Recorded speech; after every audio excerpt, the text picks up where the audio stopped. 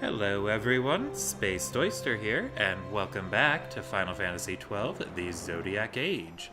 In the last episode, we confronted Dr. Cid, and we ended up here at Balfenheim Port, where the mysterious Redis took us. In this episode, we'll be doing a shopping montage and a bit of grinding to prepare for side quests. The most important things ever. Anyway, I don't think I sold everything I need to last... No, wait, no, I did. Oh, except for that. Why do I have that? And then I got those for other reasons.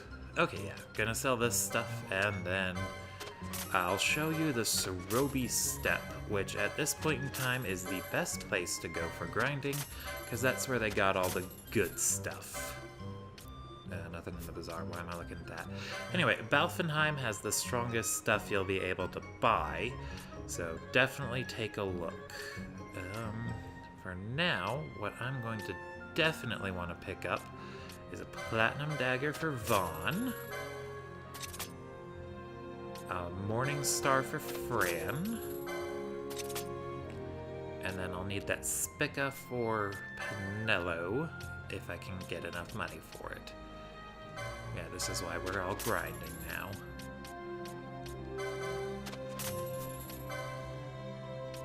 Yeah, and I can afford one gun for Penello. And then I won't be able to afford the armor for now, so I'll just put that off for later. Anyway, for now, let's go out to the Cerrobi Steppe.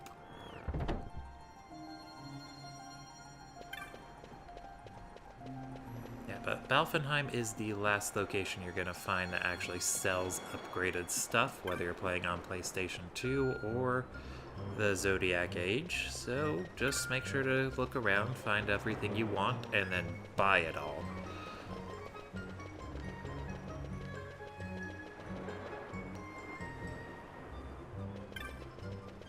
And to get to the Cerrobi Steppe, just come to that entrance out here next to the save crystal, and then here we go. Don't know why it's unlocked or already had the name there. We've never been here before. There was an entrance on the last open field that I've forgotten the name of that we could go to, but it was actually blocked by an avalanche.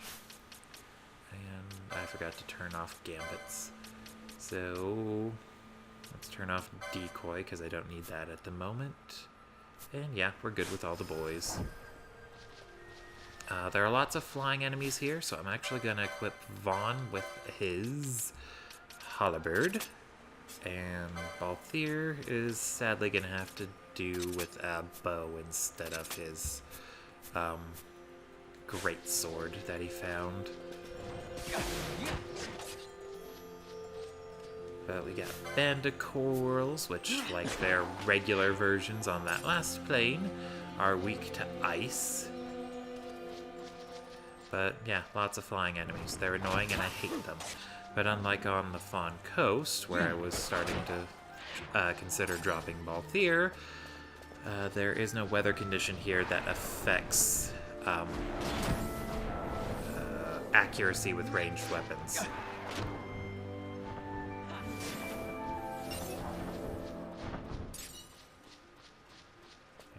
And yeah, I think I'll just go ahead and keep things sped up. And hopefully I'll be able to find treasures, but they're a little bit tough to find. Or, well, spot in the distance. They're spread out all over the place, but the Cerrobi Steppe here is completely optional. The story is never going to require you to come here. And it also has a selection of the best gear in the game, if you find the treasures for it. We're mainly coming here because it has the Technic telekinesis, so I finally don't have to keep equipping a bow to Balthier. Let's see, and for this part here, I'm actually going to change back to that great sword. These big dragon thingies are a little bit tough.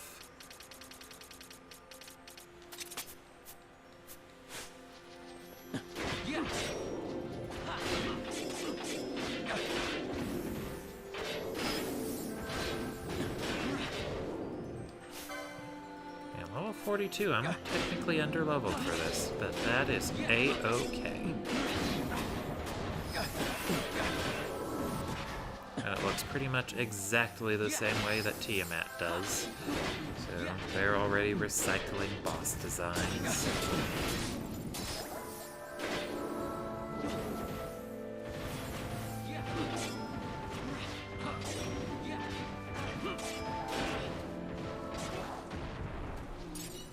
And aside from there being lots of big scary enemies to run away from really quickly, there's nothing really to worry about on the Cerrobi Steppe.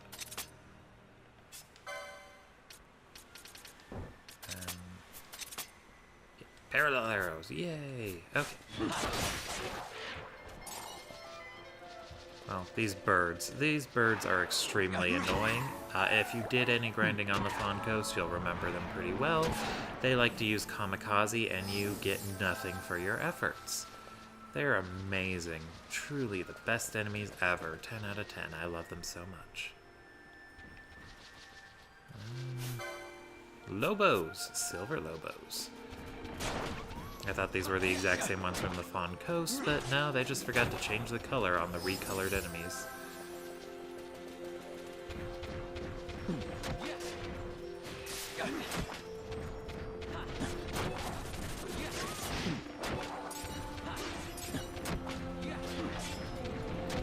Oh, and for this part I can actually change them back to their stuff. So much opening the menu. I cannot wait to get telekinesis.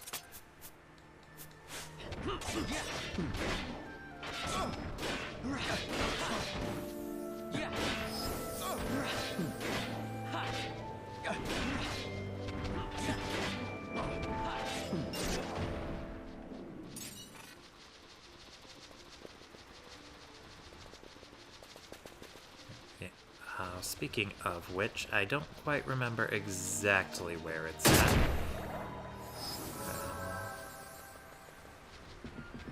I'm pretty sure it's on the other end of the Cerrobi Steppe, near the entrance on the Cheetah Uplands. That's what it's called.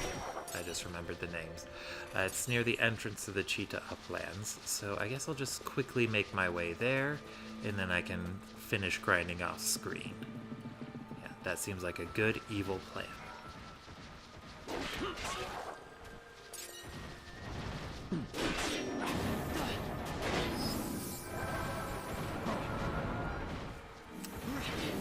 I should honestly probably have Bosch switch back to using Kiraga. Or Kira instead of Kiraga. Because everyone seems to be getting hit. But it doesn't really matter.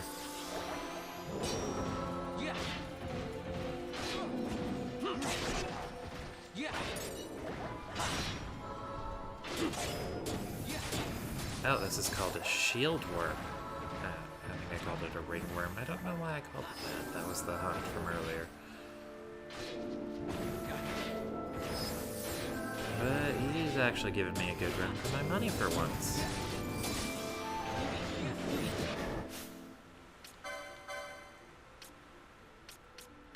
Where is Dispel? Yeah, they do have that, these shieldworms do have the same trait that, most tougher hunts do, in that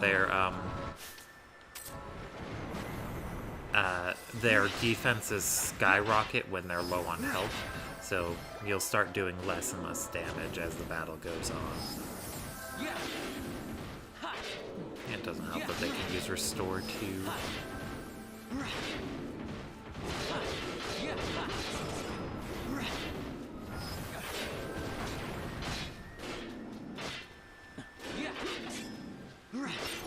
Yay! We landed poison on it, finally, when it was almost dead. It didn't matter anymore.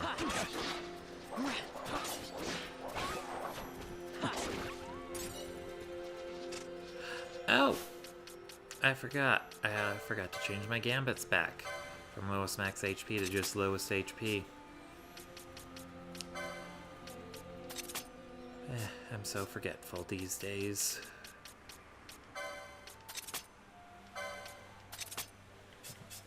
Alright, there we go. Got it. Everything set up right.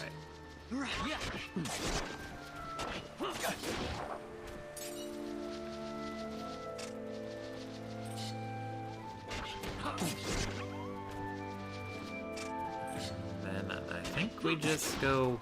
I know there's an exit to the north, but I think if we go west, that'll actually take us closer to where the cheetah uplands are at. Yeah, the area up that would have been to the north, that's actually a different thing entirely. I didn't see any treasure chests, but to be fair, they are tough to spot, and the Cerrobi Steppe is one of the very few areas in the Zodiac Age that's true to the design of the base game, in that every treasure chest is randomized, and it's not always going to contain the loot you want. So much fun.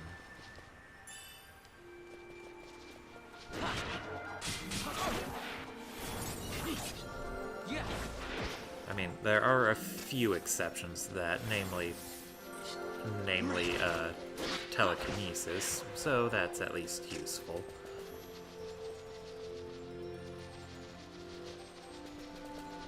But otherwise, if you're hunting for specific gear, it's gonna be a pain to find it. But fortunately, this isn't the only place that most of that gear drops. It's only an additional option area to check. Wow, everyone took a lot of damage. Okay. Flying enemies, so back to Hollowbird and Burning Bow.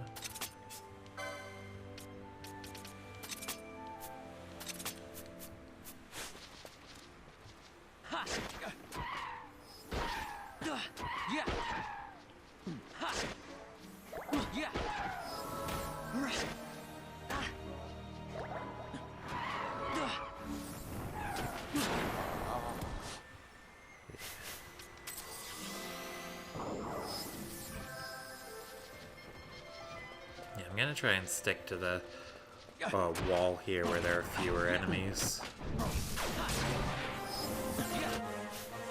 You know, just make things a bit easier to deal with. Bosch and Vaughn gained a level at the same time. Neat.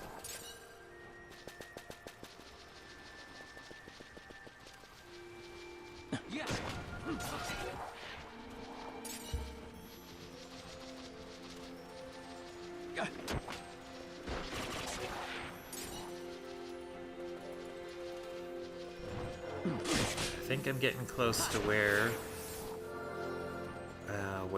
the Technic is supposed to be, and then we'll finally be able to not have to deal with that shit anymore. Back to the dagger and the shield, and Claymore.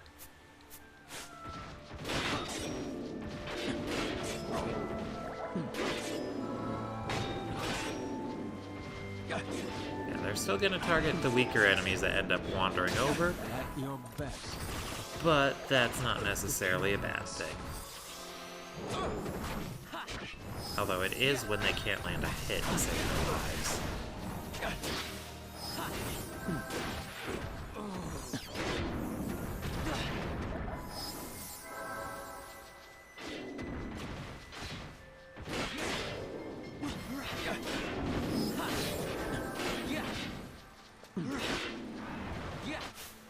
Let's go ahead and have item, magic, dispel, shield. Now, did that bird show up? I hate birds. Alright, back to this stuff.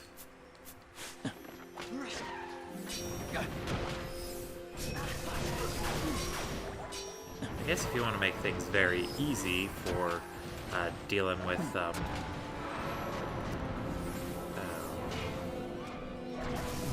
these shield worms, just cast silence on them. But it's weird that the bird hasn't used kamikaze yet. They usually revel in trying to kill themselves to make your efforts pointless. There it goes.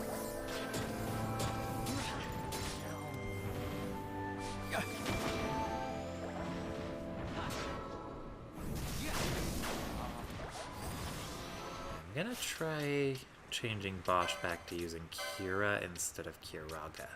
Hopefully that'll help out a bit, because this is getting a little bit sad.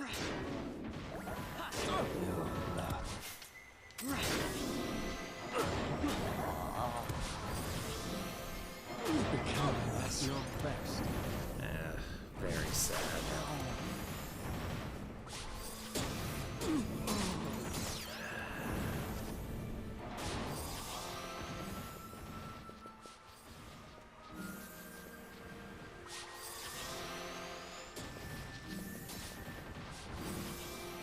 Seriously. There we go. Okay, now that everyone's back on their feet-ish, it should be a bit easier to handle.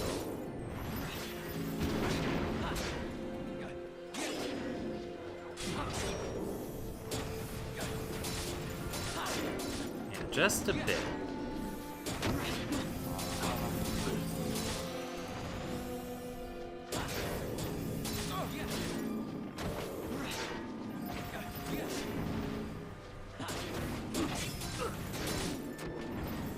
Sorry that got so messy there.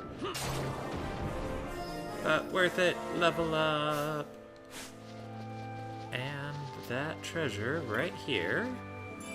Telekinesis. Alright, now we don't have to worry about changing their equipment all the time, if they both have it. Anyway, I know that was a kind of a short episode, but I think I'll go ahead and cut it off here. So, thank you all for watching, and I'll see you all next time. Spaced Oyster, signing out.